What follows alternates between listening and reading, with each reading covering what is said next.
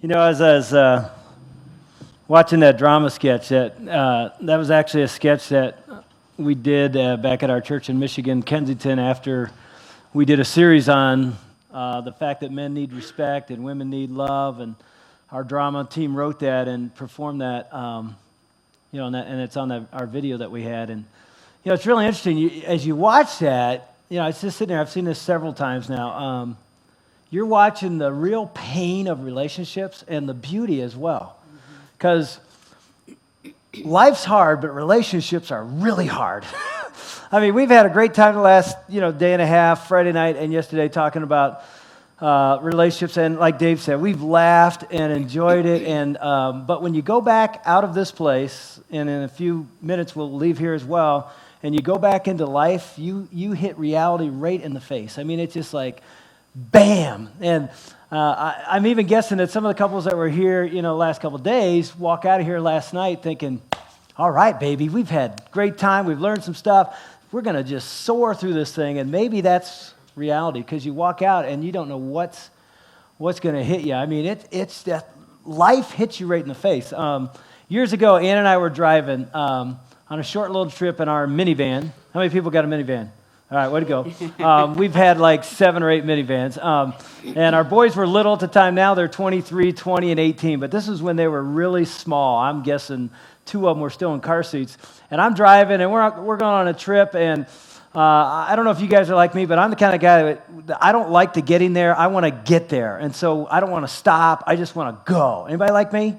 As fast as you can go, there's a meter going on in my head. How fast can we make this trip?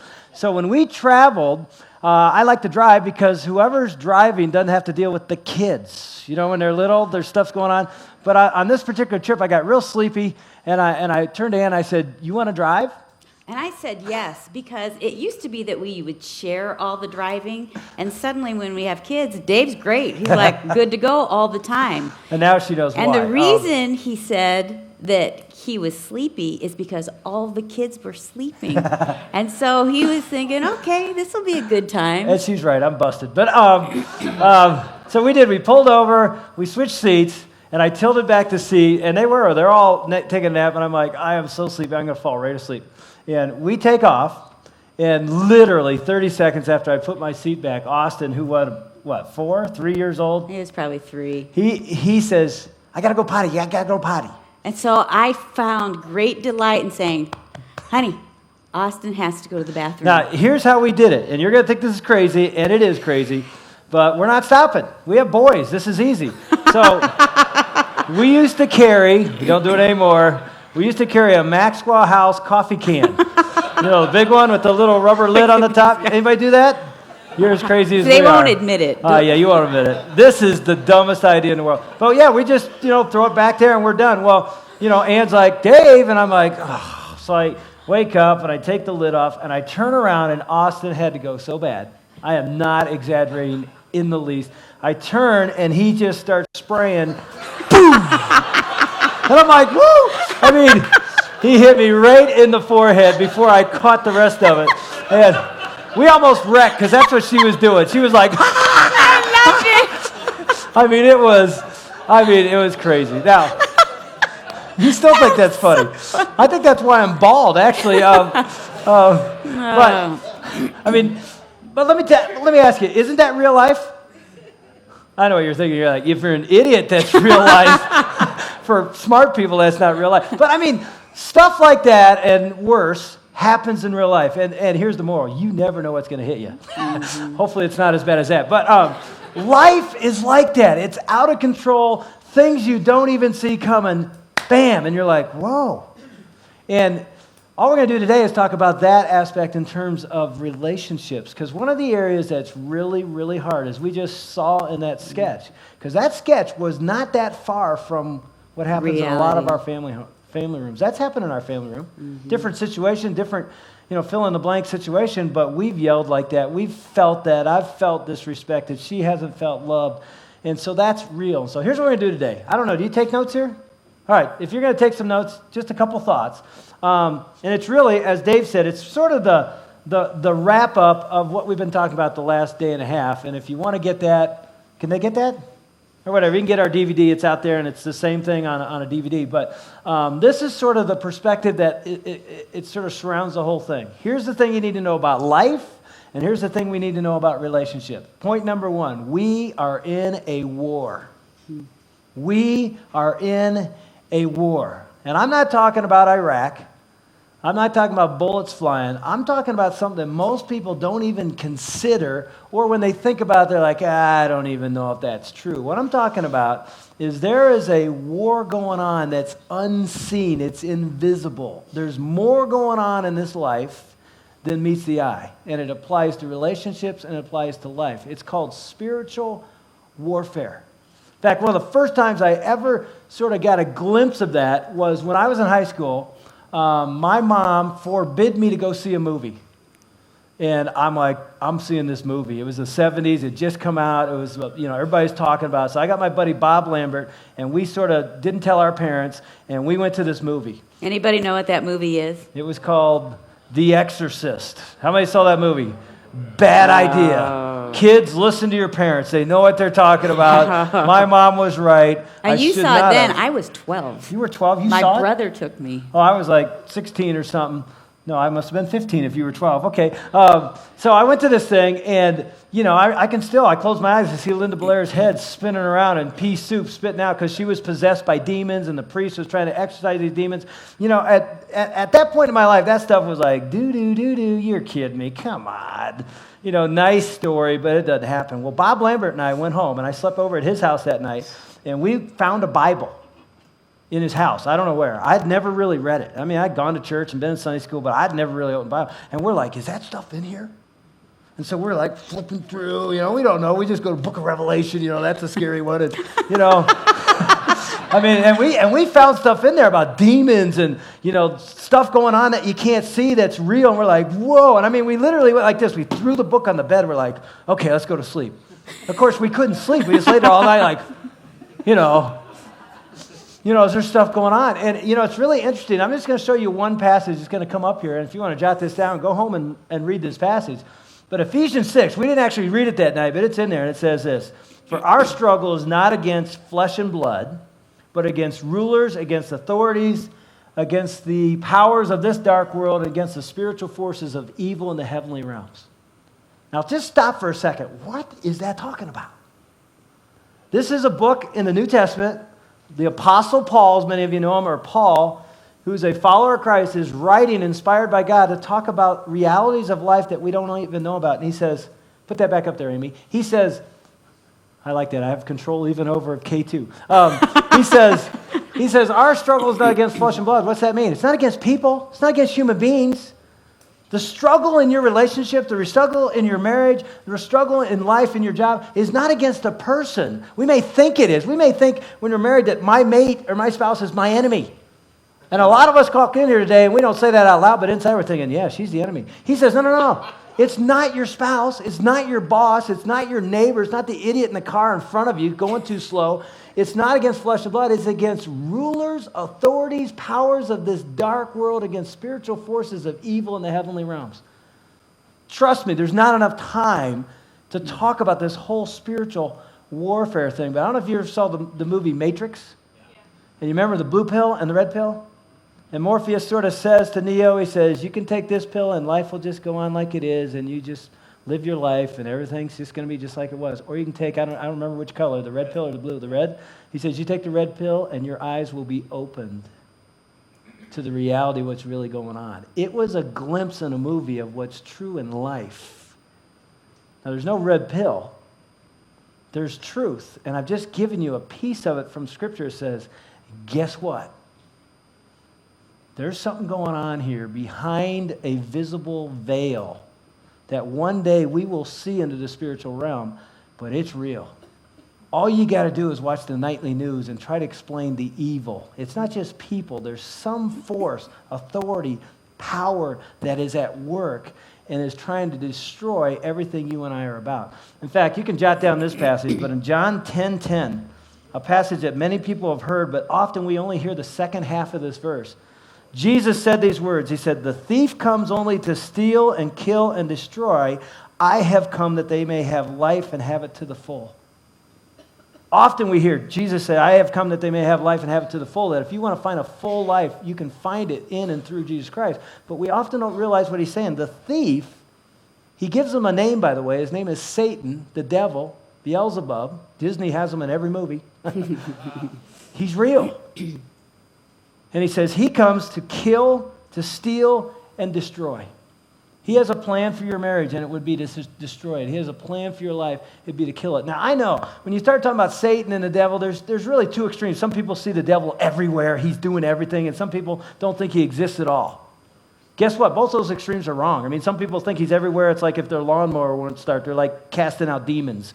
Start the lawnmower, it's the devil. I mean, I don't think it's that, but, a lot of people, and this is where I usually err, he's doing nothing. He's not even real. There's no real spiritual warfare going on. There's nothing there. Guess what? Somewhere in the middle is the truth. I believe, because Scripture teaches it, he is alive and well, and that the thing called marriage is on the 50-yard line of a war between God's plan for marriage, oneness, and glorifying God, and Satan's plan for oneness, divorce, and destroying it. And we live right in the middle.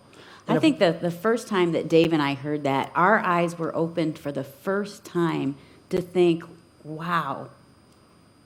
Sometimes when you're in the midst of the battle, you really do think, he is my enemy, and I am going to use all the weapons I have to destroy him. And you do. She's pretty and good. It can be our verbal words, it can be the looks we give, it could be what we're doing in our spare time. It's just, we don't want to have anything to do with them. And the first time we heard that, I think that we were amazed to think that we have a common enemy, and his name is Satan, and it is our job to be together to combat him. Yeah, when we were 2 weeks before we got married, we went to a marriage conference that we actually now speak for, and one of the things they taught at that marriage conference was this concept out of Ephesians 6, and they said this. And in fact, they had us do this. We won't do this for sake of time, but they said, turn to your spouse and say, you are not my enemy. And they taught us that when you're in a conflict in marriage, remember, there's more going on than meets the eye. It isn't just flesh and blood. You've got some things, obviously, you got to work out, but there's one attacking you. It's like we're in a foxhole, and he's attacking, and we're fighting each other. He's like laughing, like, yeah, this is hard. They don't even realize I'm the enemy. So 3 or 4 months later, we were visiting Ann's uncle in Casper, Wyoming on a little vacation. And her uncle and aunt went off to work, and we had the house to ourselves. And it was early in the morning, or mid-morning, and we got in a fight in the bedroom. And I got up, and many of you heard me say, what do I do when we fight? My old style was I withdraw. I just get up and I left the room. So I started to leave the room because I'm not dealing with this. I don't know how to conflict. I just want to get out of the room. And I'm walking down the hall, and she yells from the bedroom. I'll never forget this. She goes, why don't we fight the enemy? Why do we fight each other? You're not my enemy. I'm not your enemy. Let's fight the enemy. What's she doing? She was applying what we learned 3 or 4 months ago. Satan's the enemy. Now, I'm walking down the hall, and I hear her say that, and I hate it because I know she's right. I'm like, I hadn't even thought of that. He just hasn't learned that I'm always right. I mean, I really was like, darn it. Yeah, you lose perspective. You think she's the enemy, and she's sort of saying, let's get back in here and let's talk this thing through. And it was just a reminder in year 1, that was 29 years ago for us, year 1, that we are in a war. And the battle is not this, it is that. And every day, especially you that came to this weekend and are here this morning, you're going to walk out of here and you don't know what's going to hit you. And I'm not saying everything happens do. It's like some satanic thing going on with little horns running around. But it's deeper than we think. And if we would understand that we're not fighting each other, but together we can turn and fight the enemy, rebuke him. We've done this many times in our marriage, and then work out what has to be worked out. God is present and will give us power to do it. So the first 2 points of this message are really encouraging. You're in a war, and the second one is this: you will be wounded. All right, let's pray and go home. Isn't this great stuff? No, I mean, it's a perspective of this. We are in a war, whether you're married or single or just living life. We're in a war. There is stuff going on that doesn't meet the eye. And secondly, we get hurt in this war.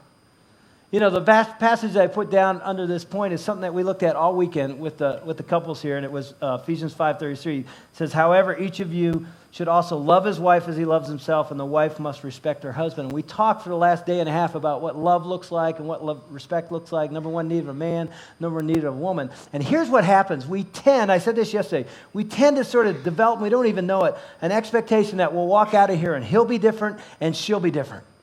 And that she'll start respecting me like I deserve. And he'll start loving me like I deserve because he heard this and now he's going to know it. And guess what? You'll get out of here, and maybe it already happened for you couples that were here yesterday. Maybe it happened last night. You're like, whoa, he's not doing it very good.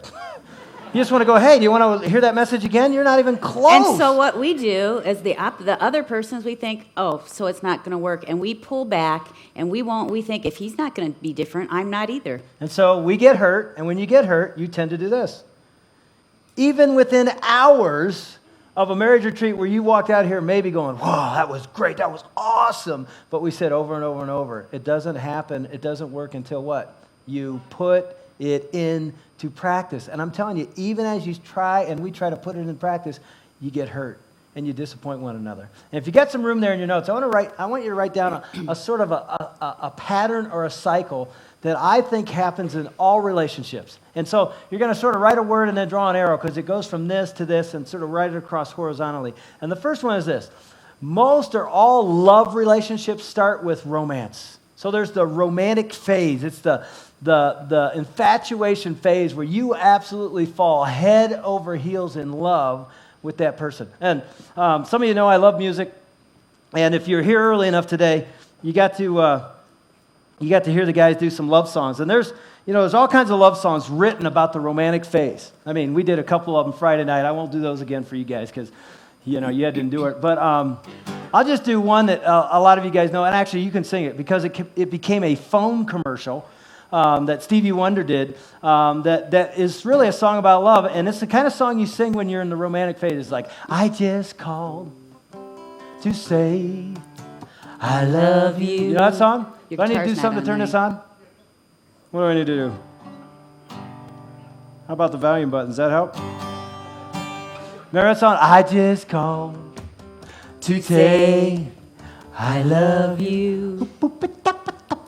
I just called. What's the second line? To say how much I care. Okay, enough of that. But anyway, when you think about that, in fact, it should be today. It'd be more like, I just text to say I love you with a smiley face. I mean, that's true. That's what we do now. But when you're in a romantic phase, that's what you do. I mean, you're like so in love. You call several times a day. You text now. You email. You Facebook. All that stuff's going on constantly, right? Why?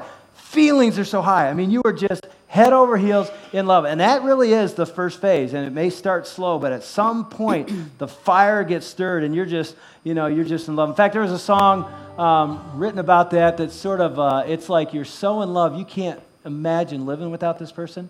You guys remember this one? I'm a 70s guy, not 80s, 70s guy. And so this came out in the 70s. It was like, I can't live. No, I'll go up here. I can't live. I got to go lower. If living is without you. You remember that song? I can't live. I can't live anymore. And then the guy gets really desperate, or maybe it's a gal, I don't know. I can't live. Remember that? If living is without you, I can't live. I mean, he starts screaming, right? And you listen to this thing, it's like, dude, codependency defined right there. It's like, I can't live without you. That is the romantic phase. And the reason we're laughing is because that's how head over heels we go. Yes. We sing stupid songs like that and, Close to You we did the other night. But anyway, then you move into second phase, and I just used the word red to understand this, R-E-D. The second phase is expectations, or maybe excitement's a better word. Because once you fall in love and you start talking about marriage and a future together, and maybe even kids, you start getting excited and you get expectations. You guys remember this? If you're newly married now or engaged now, this is where you are. It's like this excitement phase. I thought of Whitney Houston did a song, and I will always love you. I mean, she had such a great voice. Come on, Dave, you want to come up and sing with me? I mean, Dave, we need him up here. I mean, I'm mocking these songs because they're so lame, you know? It's like, but here's the deal. When you're in that phase, what? You absolutely love those songs. Like, honey, I will love you And always. you think my life would never, our marriage would never be like that video we saw. Exactly. We would never come We went to to that conference before our marriage and we just laughed like, those couples can't do it, but We will we're be in awesome. love. It'll be perfect, you know? And then you move into the D. What do you think it is? You don't want to say it out loud because then it's like, you know, busted. But it's disappointment or disillusionment. Because when relationships start to grow and you get married and you start to struggle through it, it gets hard. Mm-hmm. And you really, I don't think there's a couple that hasn't gone through this. You're disappointed. It's like, wow, this is so much different than I thought. You are so much different. And the time scale could be all different. It could be a month. It could be 6 years. But it happens to every relationship. And the next thing we hear, as we thought this, and we hear from so many people when they hit the disappointment phase, is they think, I married the wrong person. He's not the right person. She's not the right person for me. And there was a song written about this phase that some of you know. And we can't sing, but we're going to anyway. You don't bring me flowers. Very good, honey. You don't sing me love songs. You hardly talk to me anymore when you come through that door at the end of the day. I remember when you couldn't wait to love me, used to hate to leave me. Now, after loving me late at night, Well, it's good for you, baby, and you're feeling all right. when you just roll over and turn out the light. You don't bring me flowers. You don't let me play golf. You don't touch me non-sexually. I don't even know what that means. You don't give me love any more.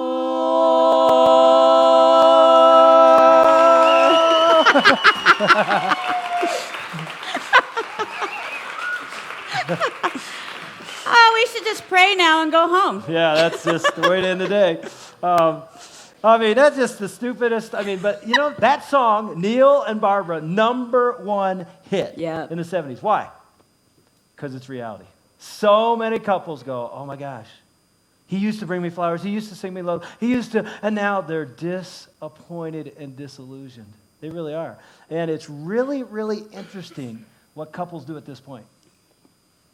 It's really, the word isn't red, it's redo, because there's an O, and it's a fork in the road. You either O over, you say it's over and you leave, or you either O overcome, and you figure out, how do we make this relationship work?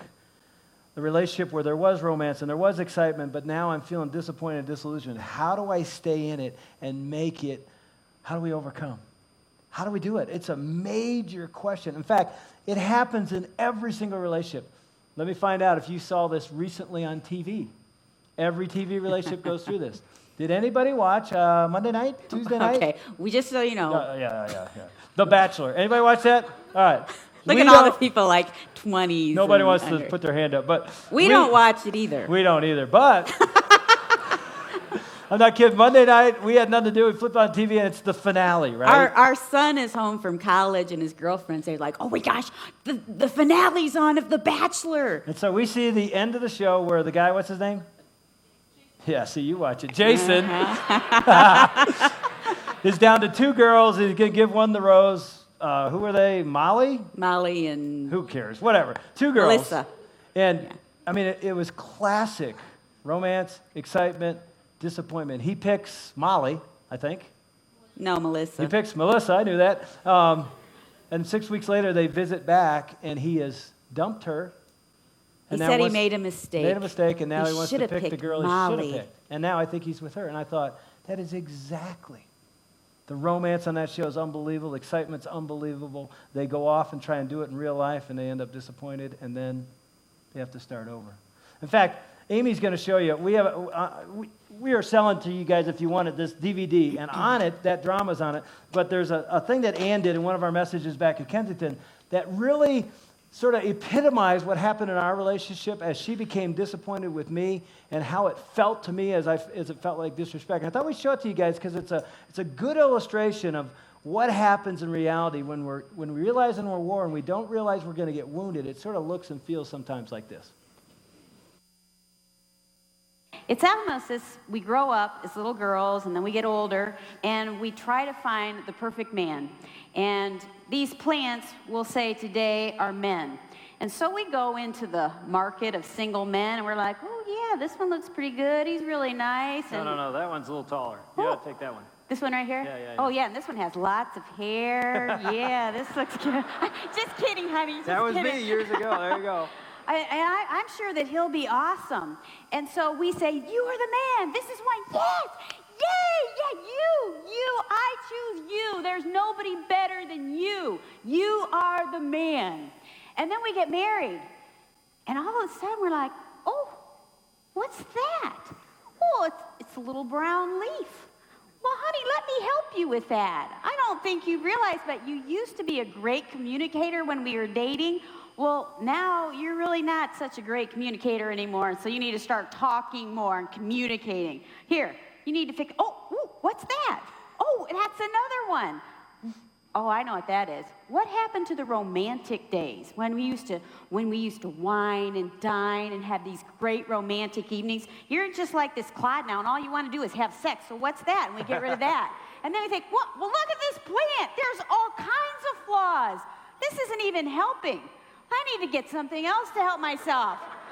This will do the trick. And so we start thinking, honey, you really need some help. And I'm the one to help you because you're not romantic. You don't communicate. You never pray. You don't lead. You're quiet. You never give me what I need. And I'm so tired of it. And come on, meet my needs. And then we're done. Look at the man. And we're done. And you know what we do? We say, why can't you be more like him? Steve Andrews. Steve Andrews, you gotta be kidding me. And you know what? What happens is what we're doing is we think we're helping. Steve Andrews is our lead pastor at Kensington, so we're ripping on him a little bit. But isn't that what happens? That is sort of just one view of a picture of being wounded. Ann has been and will continue to be, because I'll continue to do it, disappointed in me. I can't believe it, but it's true. And that is reality in every relationship. And we're just saying this. You're in a war. There's more going on than you think. You will be wounded. There'll be things like, oh, that hurt. So how do you win? How do you get victory? And we automatically think it's their problem. If they would fix these things, I could be happy. And we suddenly stop looking at ourselves or what we can do to be better, and we think the problem is him or her. And the amazing thing, and this is the final truth, the way to win in this war, the way to win in relationships, the way to live in life, and it's a paradox because it's flipped upside down of what we think and what we've been taught our whole life. Jesus said, if you want to find your life, what? Lose it. If you want to be first, be last. It makes no sense. Why? You want to be a leader? Serve. You want to win? Lose. So here's what the last point is. Victory comes through surrender. Victory in this life, victory in your relationship comes through a surrender to Christ or God and his agenda and his plan, and saying, I'm going to submit my agenda under his agenda. I'm going to surrender my will to his will. I'm going to lose my life to find life. I'm going to serve my wife rather than just demand and dictate over her. And through surrender, through submission, you find life. It really, as you put it on paper, makes no sense. But I'm just one, and Ann's just one. Couple say, we've found this is where life is. You surrender to the will of God. We started our marriage, our honeymoon night, at the foot of our bed. We got on our knees and surrendered. We literally surrendered our relationship, surrendered our marriage, surrendered our bedroom, the whole thing, and said, we're starting this thing on our knees. And we wanted our posture to say, we surrender to you, God. And we thought, okay, we'll surrender and we'll just go and we'll love each other. And then we go into marriage like, wow, this is really hard. And we found out it isn't one time of surrender. It's a daily, almost hourly, almost every minute resurrender, that when I'm hurt or when I'm disappointed, it's like, God, would you meet my needs? Because obviously she can't and I can't meet hers. And that's the problem with most couples. They go into marriage or go into relationships thinking, she will make me happy, he will make me happy. And obviously part of that is true. But the real reality is I have a need in my life, sort of a hole in my soul that she could never fill. And same with her. And only God can fill that hole. I don't know if you've ever studied history or studied quotes, but there's a guy, a physicist named Blaise Pascal. And a very wise man, a follower of Christ. And he said it this way. He said, within the heart of every single person is a God-shaped vacuum that cannot be filled by any created thing, but only by the Creator himself made known through Jesus Christ. Powerful truth. He was saying, you've got a vacuum, she's got a vacuum, it's put there by God, and no creation can fill it. A marriage person can't, Ann can't, I can't. We try to do that, and then we think the problem is marriage. The problem isn't marriage, the problem isn't relationship, the problem isn't reality of life. The problem is we're trying to meet that need in the wrong way. God is the only one that can fill that void. And Ann's unbelievable woman. I am so in love with her. She is amazing, but she is not a good God. She can't meet that need, and I can't meet her needs. And if we keep trying to get that from one another, it's like we're leeching off one another, and then it's like, oh, what is wrong with this marriage? What is wrong with you? And the reality is there's nothing wrong with us except we're both broken, both needy. We can only get that through a relationship with Jesus Christ. And when he fills that void, then we can turn to our spouse and become a giver rather than just a taker. So we end today by saying this: with no apologies, surrender. Surrender your life to Jesus Christ. Surrender your marriage or relationship. Surrender your future relationships to Jesus Christ. And I'm telling you, he will never, ever disappoint you. Now, I'm not saying, hey, we're followers of Christ and we walk around every day going, I'm happy, happy in Jesus. I got the joy, joy, joy. I mean, it isn't this fake deal. It's still hard. And there's still dark days, very dark days. And we still have conflicts because she's wrong most of the time. But I'm just kidding. But you know what I'm saying? It's real life. But at the same time, there's a truth that's so much bigger and deeper. And it's victory through surrender. And the reason that I feel like we've been able to do that is because we've discovered how much God, through Jesus, loves us. And I think when you understand his love for you, that he has a plan for you, that his plan is good, it may be hard, but that's when you're able to surrender because you know that he loves you, he has a plan, and he adores you and wants you to really experience his best. You know, when Ann was pregnant with our third son, Cody, she was in bed rest for about 4 months, and I took Austin, who was probably 3 years old at that time, right? Yeah. He had to be, to the grocery store to get groceries. I was doing everything that Ann couldn't do, and what a life you moms live. It's unstinking believable how hard it is.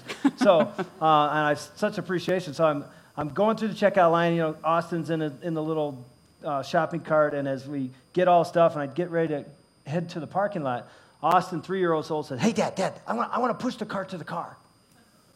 I'm like, okay. So I take him out, and I put him down like this, and the cart is loaded, full, really heavy. And he can't even reach. Yeah, I mean, he literally went like this, and the bar's right up there, and he's like, so I pick him up, and I hold him right here, and he puts his hands on there, and he goes, And he can't move it because it's loaded. So I put my hand here, and, we push the cart to the car. And the funny thing is, we get to the car, open the trunk, and he goes, I did it, I pushed the cart to the car. And it's one of those moments, I'm standing in the parking lot. This doesn't happen to me all the time, but I had this spiritual insight because I looked down at him, and here's what I'm thinking. Yeah, right, dude.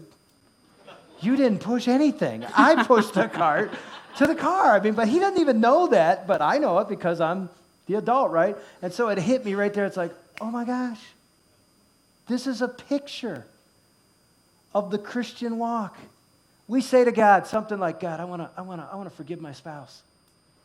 Or I want to have a marriage that we talked about this weekend where I love her and she respects, or I want to, whatever it is, I want to, it could be anything. I want to break free from the past. And it's almost as if we think, okay, if I just really work hard at this, here we go, we can do it. And the whole time what we don't realize is God goes, okay, watch this. I got you right here. He puts his arm, his strength on this task, and he goes, let's go. And the amazing thing about God, I love this about him, is when we go, I did it, he smiles and goes, yeah, you did it. And the whole time he's got to be thinking, dude, I did it. but I want to end with this. Well, here's the most important thing, though. Go ahead, cut me off, The honey. best thing that Austin did was he rested in Dave's arms. Yep. And that's the thing that God is wanting us to do, is just to rest in his arms and allow him to work through us to accomplish what he wants to do. And that's what surrender sometimes just looks like. Trust him, rest in him, seek and allow him to empower you, and then let him do it. Don't get in the way. Let him do it any way he wants to do. That's surrender. Let's